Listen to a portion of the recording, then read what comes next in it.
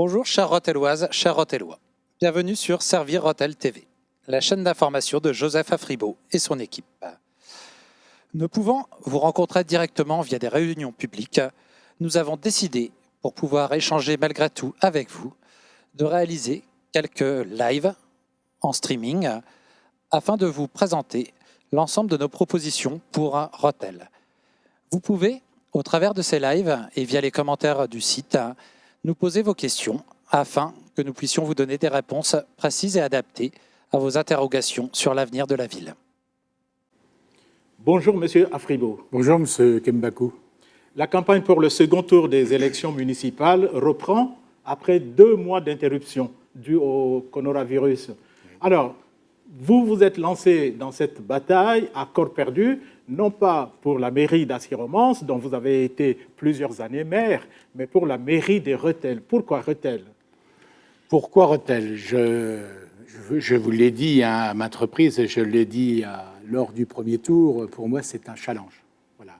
Dans un premier temps, je suis Rothellois, je suis né à Rethel, je me déplace beaucoup dans cette ville, je rencontre beaucoup les gens, j'ai été fortement sollicité par les Rothelloises et les Rothellois pour candidater à cette élection municipale de 2020. J'ai aussi été sollicité énormément par mes collègues maires, beaucoup de mes collègues maires de l'agglomération rothelloise. Ça m'a fait réfléchir, bien évidemment. Et j'entends, vous savez, il faut savoir entendre, il faut savoir écouter. Et j'ai entendu et j'ai écouté ce que pouvaient dire les gens sur la commune d'Assy-Romans que j'ai géré avec mon équipe pendant plus de 32 ans en tant que maire, 37 ans en tant que conseiller municipal. Et je voudrais faire, si vous voulez bien, faire de Rethel ce que nous avons fait d'Assy-Romans. Cette réussite, ce regard que nous avons sur cette commune. Alors, les Rothellois vous connaissent surtout comme maire d'Assy-Romans et conseiller départemental. Est-ce que vous avez des éléments supplémentaires, des informations que vous voulez leur apporter pour leur permettre de mieux connaître l'homme que vous êtes? Qui je suis? Donc, je suis né à Rethel, il y a 60 ans maintenant, il y a depuis peu, mais c'est 60 ans maintenant. Donc, je suis vraiment un Rothellois de souche, si vous voulez. Toutes mes études, la quasi-totalité de mes études ont été réalisées dans le département des Ardennes, et notamment sur Rethel, via le collège Robert de Sorbon, le lycée agricole Route de Novion, et ensuite aussi le lycée agricole de Saint-Laurent. La dominance de mes études sont agricoles, bien sûr. J'ai mon brevet professionnel agricole, j'ai mon brevet de technicien agricole, j'ai le certificat en zootechnie, en économie rurale. Vous voyez, donc une diversité dans ces diplômes, bien sûr. Et dans tout cela, j'ai aussi d'autres responsabilités, donc à travers ces diplômes. Donc, j'ai été cadre bancaire longtemps dans une agence bancaire rothelloise, dont je tairai le nom, bien évidemment par déontologie.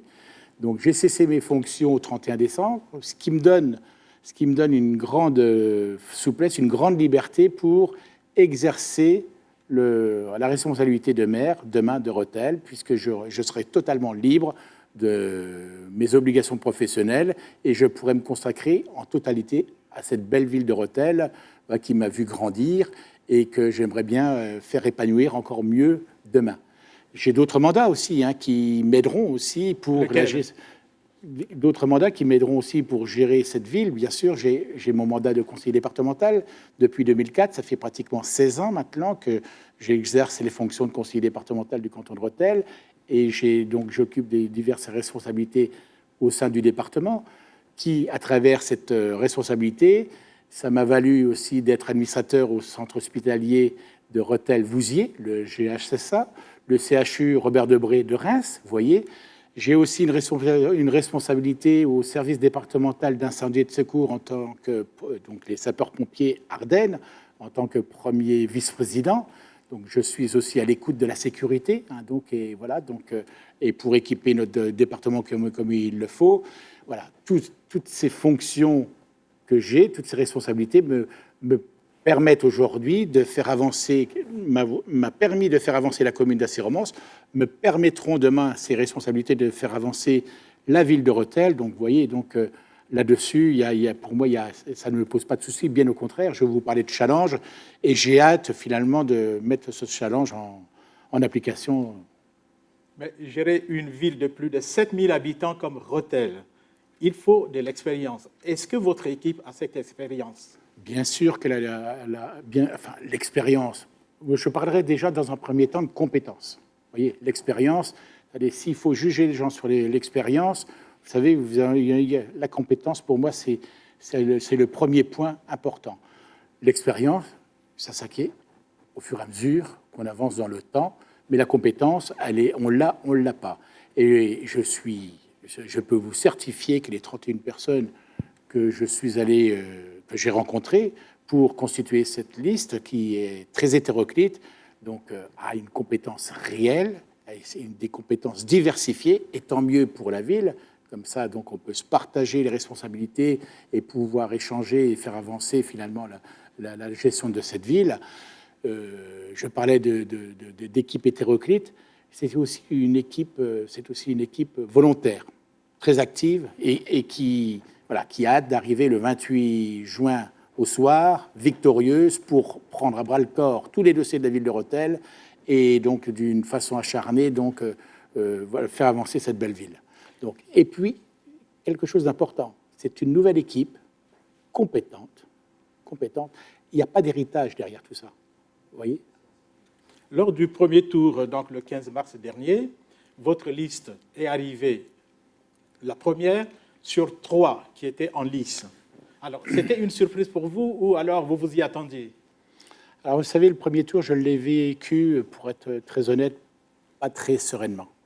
Donc, il se préparait une situation assez compliquée dont on a vécu toutes et tous, très difficile, avec des annonces la veille au soir d'un Premier ministre qui fermait tous les bars, les restaurants, les hôtels. Le lendemain, on demandait aux gens d'aller s'exprimer dans les bureaux de vote. C'était quand même assez inquiétant. On pouvait s'interroger et on a constaté ce fort taux d'abstention. Il est là, on fait avec. Et je dirais que pour moi, cette élection n'aurait pas dû avoir lieu. On aurait dû tout reporter en mars 2021, puisqu'aujourd'hui, on s'appuie sur des résultats avec des taux de participation. Vous savez, un maire qui se proclame, enfin, un maire qui est proclamé maire avec 30% ou voire 25% de participation, on peut se poser où est la légitimité. Vous voyez un peu ce que ça veut dire. C'est pas très glorifiant pour la démocratie. Et puis, tant pis, je vais le dire, ça m'agace un peu, parce qu'on parle des 30 000 communes qui ont élu leur équipe dès le premier tour, et on met en marge les 5 000 communes qui n'ont pas choisi dès le premier tour. La richesse de ces communes, c'est qu'elles avaient beaucoup de listes en jeu. Voilà. Aujourd'hui, ces 5 000 communes, ça représente pas loin de 20 millions d'habitants. Donc, un peu plus de respect pour ces communes, déjà d'une. Et puis, ne changeons pas les règles du jeu. Voilà. Aujourd'hui, voilà, on va procéder au deuxième tour le 28 juin. Et après, on pourra mettre en place les équipes municipales et ensuite fonctionner comme il se doit. Mais le gouvernement a décidé justement que ce deuxième tour ait lieu le 28. Vous n'êtes pas tellement d'accord avec ça. Il va falloir maintenant faire, contre mauvaise fortune, bon cœur. Alors, comment vous vous sentez dans cette campagne? Bien sûr. Donc, le gouvernement décide, on met en application. On n'a pas à contester quoi que ce soit. Voilà, c'est un fait, c'est comme ça. Donc, ça sera le 28 juin. Et voilà, donc maintenant, c'est à nous de prendre nos responsabilités et de fonctionner. Avant toute chose, je voudrais d'ores et déjà remercier les électeurs et les électrices qui se sont déplacés pour le premier tour. Et franchement, ça m'a fait chaud au cœur parce qu'ils ont souhaité nous placer en tête de ce scrutin. Nous sommes arrivés les premiers. Mon équipe et moi-même, on les remercie de tout cœur. C'est une première étape.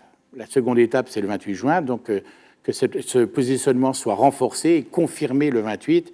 Et voilà, et je peux d'ores et déjà leur dire, vous ne serez pas déçus de la gestion de l'équipe Servir Rethel, bien au contraire. Je vous remercie, M. Afribault. Merci. Un point important pour conclure, si vous permettez, j'ai toujours un mot de conclusion, c'est on parle de démocratie et tous les jours. La richesse de la démocratie, pour moi, c'est la participation des électeurs et des électrices demain au scrutin. ça sera la plus belle richesse de notre démocratie. Donc je demande aux Rotelloises et aux Rotellois de se déplacer. Voilà, tout sera mis en place pour la sécurité sanitaire. Donc tout sera, parce qu'on a des obligations à respecter, et puis tout sera fait de sorte que tout soit mis à disposition pour enlever l'inquiétude de la personne qui hésite encore aujourd'hui. N'hésitez pas, tout sera mis en œuvre pour protéger tout le monde, bien au contraire. La démocratie, comme je le dis, c'est une richesse, et cette richesse, on peut la confirmer, la renforcer avec un taux de participation encore plus important dimanche 28 juin prochain. Merci M. Kambakou.